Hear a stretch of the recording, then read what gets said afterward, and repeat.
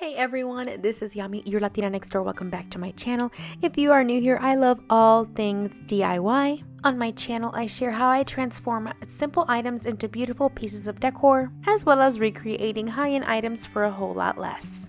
I appreciate sewing my own pieces, as well as decorating for the seasons. Now and again, I'll share some fun shopping hauls.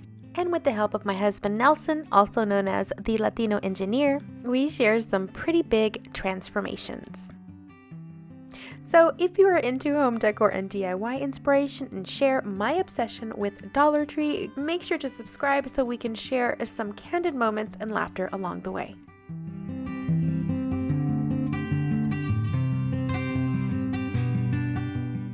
So my dear friend Casey over at Coffee with My Sunshine has a series where she converts trash to treasure. This month, she invited a few of us to see if we were up for the challenge. And so myself, along with these other talented ladies, took it on. I will have everyone's channels listed in my description box, as well as a playlist so that you can see what trash was turned into treasure.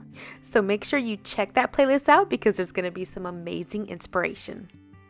So a while back, we did over our master bedroom, and one of the things we bought was a purple mattress, and it came with free purple sheets. You guys know I hate those sheets, but it came with this nice box, and it was just too nice to throw away. Literally, I've had this for like over a year in my bedroom, and I have not done anything with it.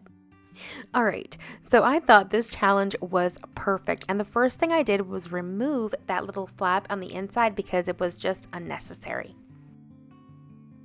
The next thing I did was take some home decor chalk paint by Folk Art in the color White Adirondack, and I gave it a nice even coat throughout.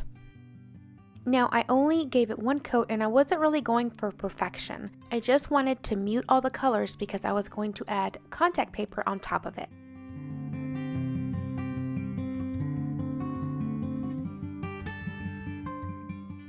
Okay, so after it was dry, I decided to take a popsicle stick and remove the side flaps, as you can see here. Next, I flipped the box over, and I had some contact paper from Dollar Tree that I decided to go ahead and measure and cut down to size.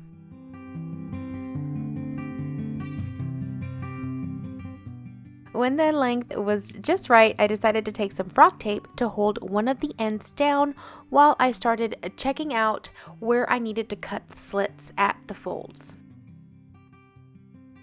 I cut the slits at angles so not only would they fold over the tabs, but also that side piece right there. And then I continued to do so around the entire box.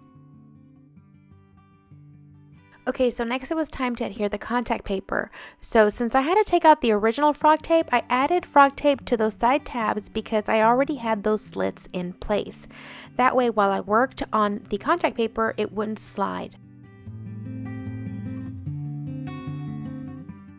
I began by removing small sections at a time, and a word of caution, if you have little slits and pull too hard on the backing of the contact paper, you will tear your contact paper, so just be very gentle.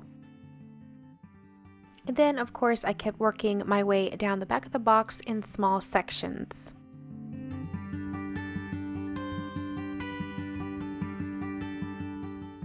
Make sure you're removing any wrinkles or bubbles with your hand as you go.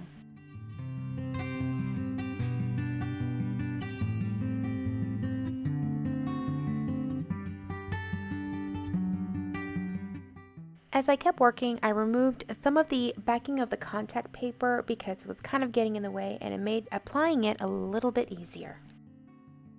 Then after folding the ends in, I started folding in the sides and cut little slits where it was necessary.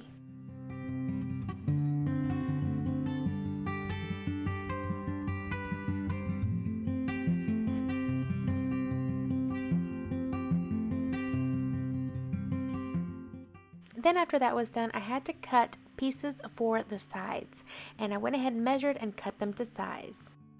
I adhered them and made sure there was enough to go around the edges.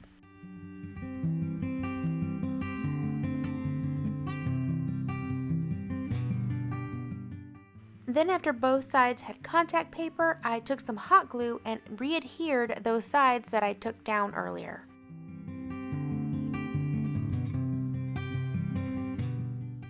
I smoothed everything out and then it was time for the finishing touch. I had this cute little cabinet pull that I got at Home Depot. It costs about $1.60 or something like that. I'll make sure to link it below. So I measured the center of that little flap that goes over the lid and on the side, and then I decided to mark the dots. Now I'm only going to glue this down with E6000 and a little bit of hot glue, so that's why you see me kind of coloring in those dots. That way you wouldn't see the white underneath and it would actually look like there was maybe like a little screw there, but I couldn't use screws because the cardboard was too thin for them.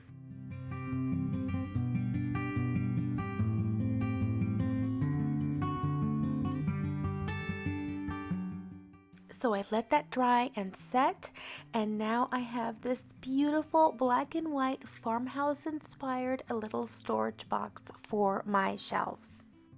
Oh my gosh, you guys, I am so excited and so pleased at how this came out. It does not look like sheets came in this box. I am so glad I did not throw that box away. I really hope you like this transformation, and if you did, please make sure to give this video a thumbs up. Don't forget to check out the playlist with all the other girls' trash to treasure transformations. I cannot wait to see what they came up with. And if you're in the mood for more amazing contact paper projects, I will link to a couple more at the end of this video. Okay guys, I will see you all in the next video. Until then, adios!